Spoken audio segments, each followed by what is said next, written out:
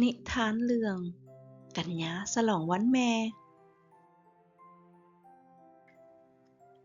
มื้อนี้เป็นมื้อวันเสาร์กัญญาบ่ได้ไปโรงเรียน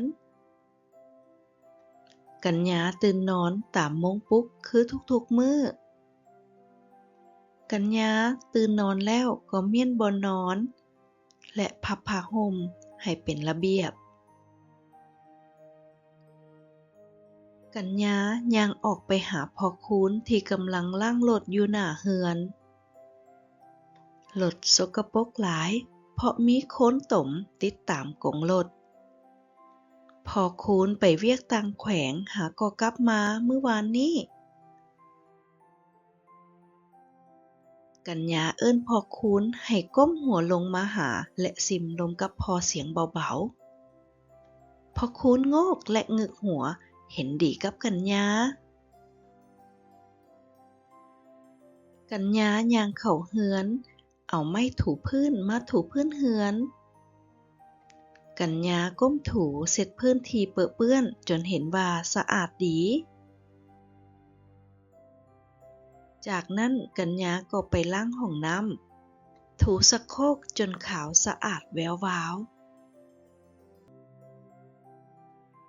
กัญญาย่างไปสวนหลังเรือนปัดเอาใบไม้โห้มเข้ากันแล้วเอาไปทิ่มใส่ถังขี้เหงื่อแม่วันสงสัยเห็นกัญญาทั้งปัดกวาดใบไม้ห้องเพลงและหยับโยกสะโพกไปมาจิตใจอารมณ์แจ่มใสแท้เด้มื้อนี้แม่วันยิ้มและคิดในใจแม่วันเข้าไปในเรือนนั่งลงพักผ่อนอ่านหนังสือเงียบๆในห้องรับแขกกัญญาและพ่อคูณเข้าไปเจิบแม่และห้องขึ้นว่าสุขสันต์วันแม่หญิงสากลแม่วันสะเดิดตกใจกับเสียงห้องดังๆของสองพ่อลูกแต่ใบหน้าก็เต็มด้วยรอยยิ้มแม่วันเซาสงสัยว่าเป็นหยังทั้งกัญญาและพ่อคูณพากันเฮ็ดตัวบ่ปกติลุกขึ้นมาแต่เช้าเฮ็ดเวียกเรือนเวียกศาลทุกอย่างจนหมดวันแม่หญิงสากลมื้อนี้แม่นวันพิเศษของแม่กัญญาและพ่อคูณนั่งลงมอบเค้กและปึ้มเป็นของขวัญให้กับแม่วันคิดฮอดคิดถึงแม่คำฮู้น่ารักแบบนี้แม่ก็ดีใจแล้วแม่วันและพ่อคูณโอบกอดกัญญาด้วยความรู้สึกขอบใจต่อความรักที่มีต่อแม่วัน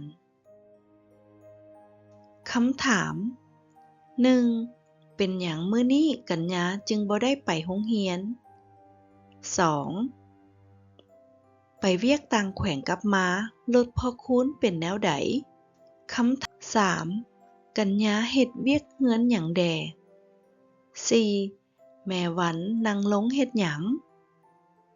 5. พ่อคูณและกัญญามอบหยังให้แม่วัน